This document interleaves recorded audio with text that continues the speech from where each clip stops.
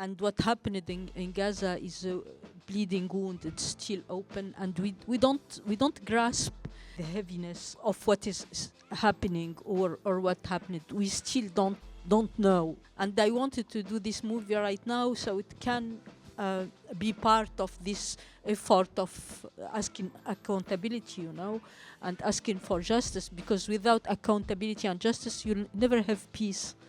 Often some people, they tell me, I can't watch this movie, it's too hard for me. And I tell them, imagine what is it for the people living this. You are talking from privileged position. Them, they can't say, this life is too hard for me, I can't watch it, or I can't. So watch it, be witness, and if it's too hard, do something about it. It's better than denial.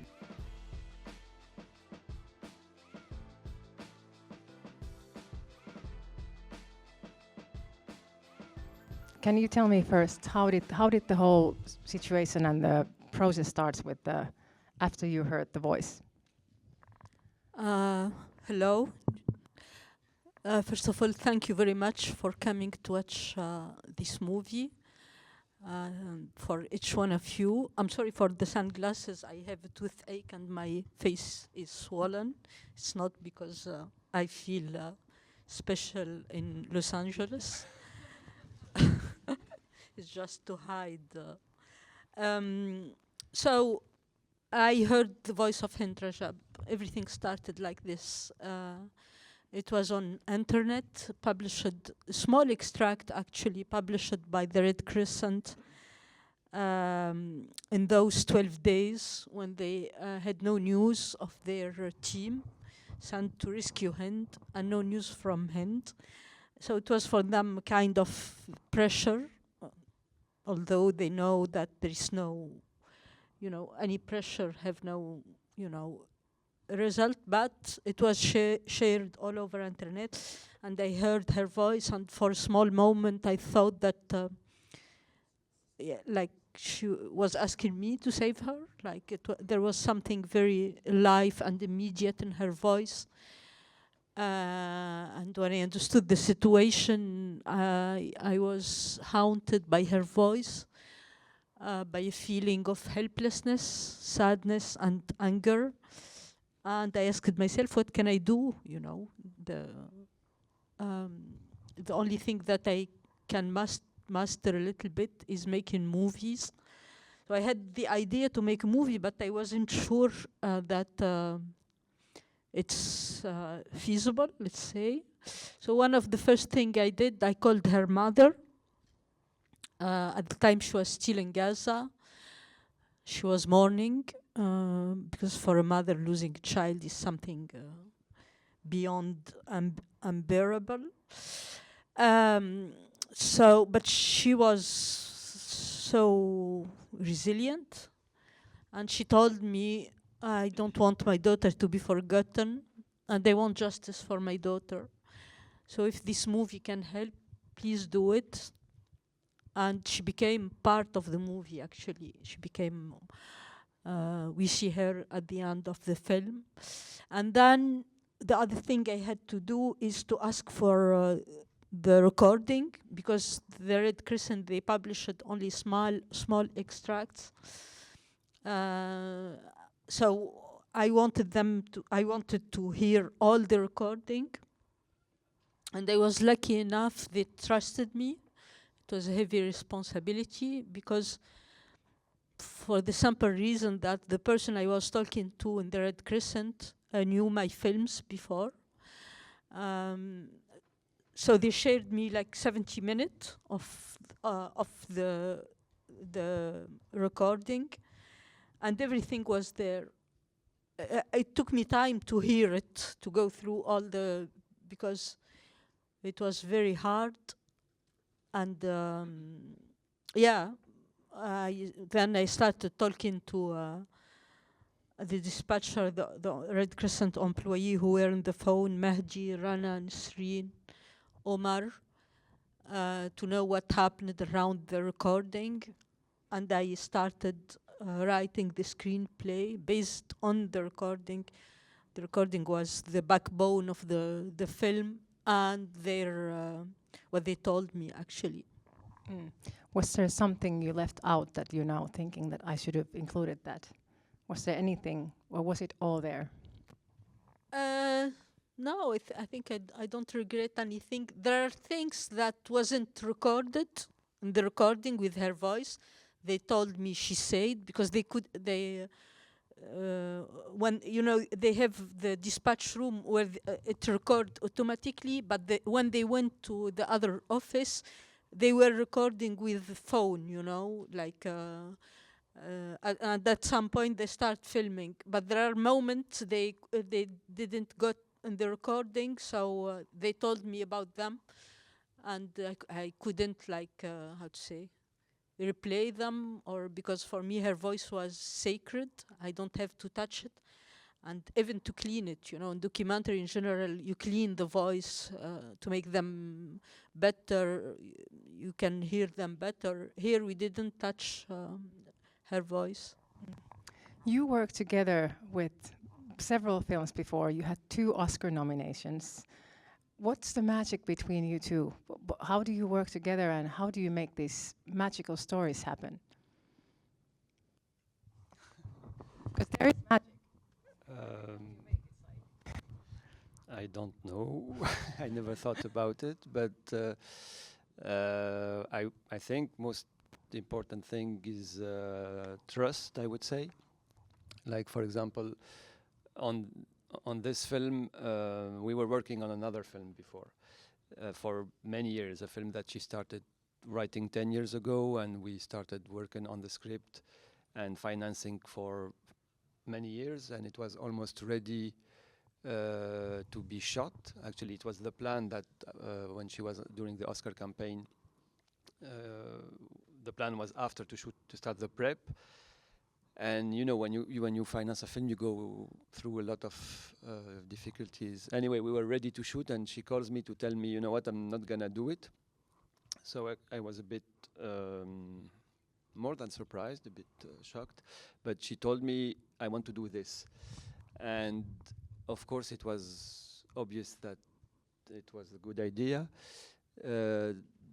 And when she started telling me about the project, and to answer your question, I think maybe this makes the good relationship between us, is that I always act as the first audience, let's say.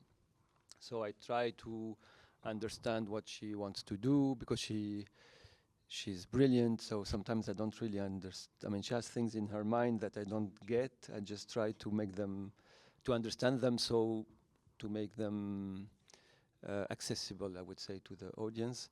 And yeah, when I react to her ideas, I always react from a point of view of,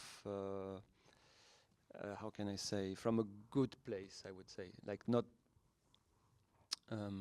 it's hard to explain, but not from ego, or not from a bad position. So I'm trying to understand the better each project, and to accompagner, I don't know if you say that in English, like to Support? Yeah, to support her in each step. I don't know, she should answer. I don't know why it works. Yeah, I don't know, but I think there is a lot of trust, and we can speak frankly. We have fights, but he's very honest with me, and he pushes me to make things better. Sometimes I get lazy, and he's there to say, no, it's not. You can do better. So this is very important. Like, and he act like the audience, the place. He's my first audience. So the audience one is, when they don't understand the scene, or they don't find excuse for you. So when you started to do the screenplay, how did you decide that this is going to be my approach? Also, like cinematic. Like, what was the approach? How did you build it? This is a very good question, because I was thinking about it all the way.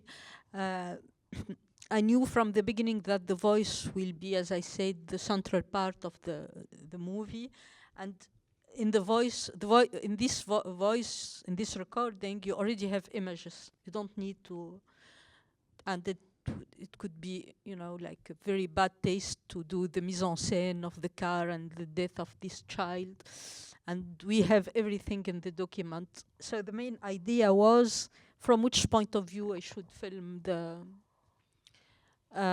this story, to add another layer to the voice, and to how to say, to amplify the voice. And for sure, the point of view of those who heard the voice is precious, because in a way they were in our position, you know, in at least in my position when I heard her voice for the first time. Save me, like, and I was wondering if I felt like this, what was their feeling.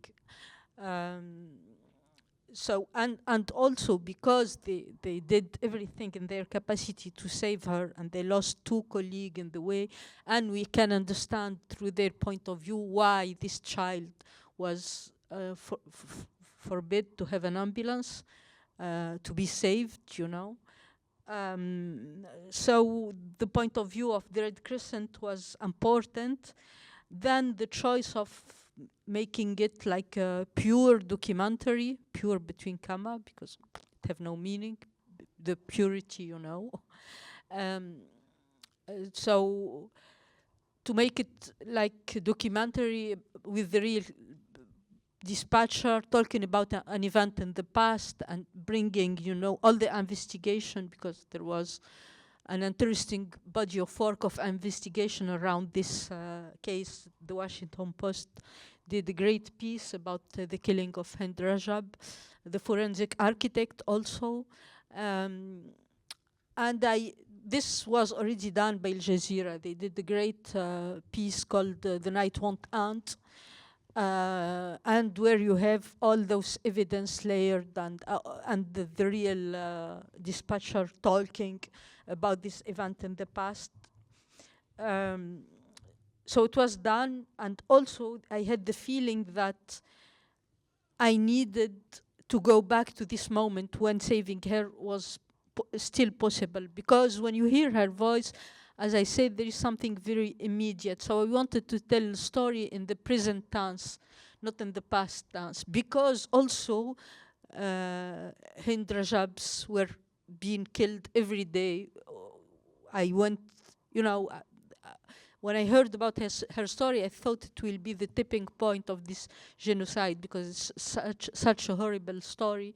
But no, it wasn't, you know. I was shooting, writing, then shooting, editing. We were in Venice, and the killing continued every day. So I needed to do a film in the present tense. And how you do a film in present tense, you go back to this moment. You don't have it in image, so you bring actor to listen, but not only to act, because I consider they weren't acting really in this movie. It's beyond performance. They were living the moment, listening to the voice, and sometimes they were incapable of acting. That's why you have some shot where they are just listening to the real counterpart.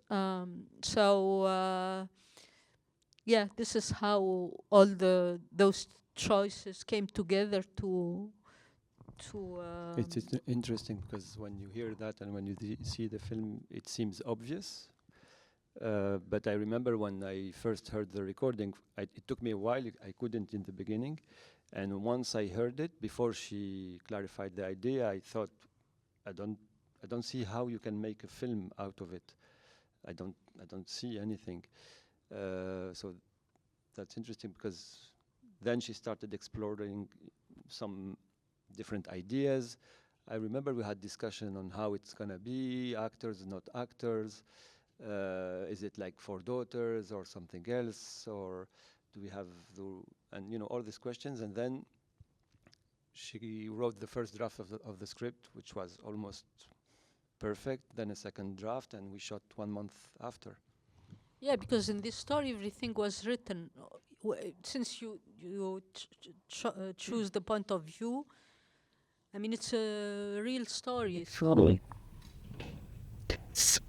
I have to ask about starting with critics, and you had a very amazing cast, right? Amazing cast. They were living the moment.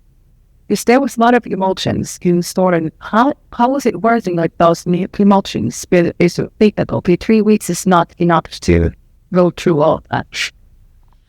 No, 3 weeks were enough because we were shooting in one location, you know. So when you have one location and the light set and everything set, you have to go through the emotional side of the story. So It's 3 weeks, but we shoot more in each day than a regular film because again, you don't have to change the setup, and so I don't remember exactly, but in French we say temps utile. It's several hours every day, so it's much more than. and so for the shooting, yes, for the actors, I remember just my DOP. He's from Colombia. His name is Juan Sarmiento, and before starting the shooting, he was joking with the actor, telling them, at least I don't understand Arabic, so I'll not be like overwhelmed by the voice of this girl. And when we start shooting, he's on camera, and at some point I felt there was something wrong with the camera, and he was crying on his knees. So despite not understanding the language, it was so you know, he was so overwhelmed, and he was not alone in this situation, you know, the actors also, all the crew. So this was the movie where I how to say, did the longest break, for example, you know. This was the movie where we hugged each other several times, but at the same time we felt there was a strong feeling that we were doing something important. And you know, before starting thinking about this movie, I was questioning what does it mean to be a storyteller when the reality or what is happening in reality is beyond what we can imagine as a human, you know. So how, you know, how to tell stories in times like this. And the actor, the all of them are Palestinian, were depressed in each one in his side, you know, asking question about what is it, it's trivial to be actor or. And when we met around this project, there was something very strong that linked us, like a mission, something to tell. So despite being it, you know, it's a privileged position to say, oh, it was difficult emotionally, you know. If it was difficult for us, how it was for Hind, for example, 5-year, 6-year-old child in a car like this. It's okay, you know. We are privileged. We can do this movie, so let's do it. Mm. The family was it was part of the cast, and you worked very closely with the family. Can you open me, how was it working with them? Was it easy, hard, or You mean with the mother? with the mother? Yeah. No, it wasn't. It wasn't. How to say? We spoke a lot on the phone. I said at the time she was in Gaza. We wanted her to go out of Gaza. She didn't want to in the beginning. Then she was receiving threats from the army, telling her stop talking about your daughter to the journalist. And when we finished the editing, actually, I wanted to show her the movie. She told me, no, I can't watch. I can't even hear the recording of the voice of my daughter. So, yeah, I told myself, it's true. She can't watch it. You know, it's so painful. And so we show it to her brother. She's very close with her brother, and they spoke about it. And what was great that 2 weeks ago we were at Doha in Qatar for the Doha Film Festival, and they opened the festival with our movie. And they invited all of us, cast and crew, but they also invited the 4 real protagonists of the Red Crescent. There was a delegation from the Red Crescent, and they invited Hind mother. So we met all of us for the first time 2 weeks ago, and it was so how to say, emotionally and so strong meeting. What about producing wise? And we had a small set, and the cinematography was amazing. We're like on the skin the whole time.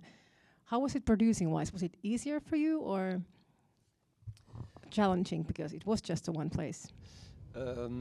What was challenging is the timing of it, because as I said, usually for our kind of art house films, it takes a long time to finance, and you go through a long process of applications for public fundings, private money. It takes a long time. Here, the real challenge was once we agreed that we have to do this film really quickly, because from the beginning, the idea of the film was a reaction to this feeling, as she said, of helplessness and getting crazy, not being able to say anything. We were in France, even demonstrating was forbidden. I mean, France is the country of demonstrations, and we couldn't demonstrate. So the idea was we have to do something. She wrote the script. The script was good, and we decided, okay, we're gonna shoot in 1 month, whatever happens, because we think that the film should come as quickly as possible. Hopefully the situation will change, but maybe not, and the film has to be part of a possible change. So once we decided to shoot in 1 month, in terms of production, because she also thinks, and maybe that's why we work well together, back to your first question, is she takes in consideration production issues in all her movies, I mean.